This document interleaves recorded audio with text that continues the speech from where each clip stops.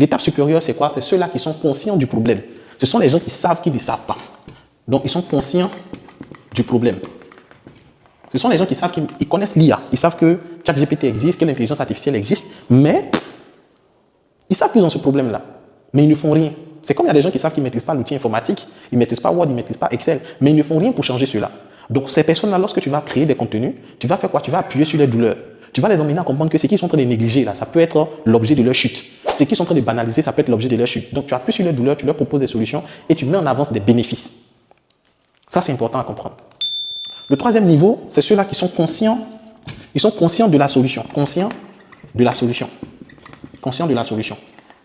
C'est-à-dire des gens qui savent qu'ils ne maîtrisent pas l'outil informatique, ils savent qu'il existe des cabinets de formation, des formations en ligne en rapport avec le marketing digital ou avec l'informatique. Donc, ces personnes, qu'est-ce qui va se passer? Il est important de pouvoir mettre en avant, conscient de la solution, donc de mettre en avant les avantages compétitifs, mettre en avant ce que le client gagne.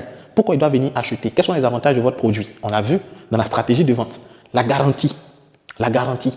C'est quoi votre garantie? Les bonus et le système de paiement, ainsi que les preuves sociales. Quels sont les témoignages que vous avez pour pousser la personne à acheter? Voici les ingrédients que vous devez mettre en avant qui vont pousser les gens qui sont conscients de la solution à acheter. Parmi ceux qui sont conscients de la solution, il y a ceux-là qui sont conscients de votre solution. Eux, ils sont conscients de votre solution. Ceux qui sont conscients de votre solution, c'est qui? C'est ceux-là qui viennent qui disent oui, monsieur Loukou, je sais que vous êtes un coach. Je sais que j'ai besoin de formation en informatique ou en oratoire ou en marketing digital. Moi, je voudrais échanger avec vous pour payer votre programme de formation. Donc, il faut les parler de votre offre en détail et il faut les dire pourquoi ils doivent payer maintenant.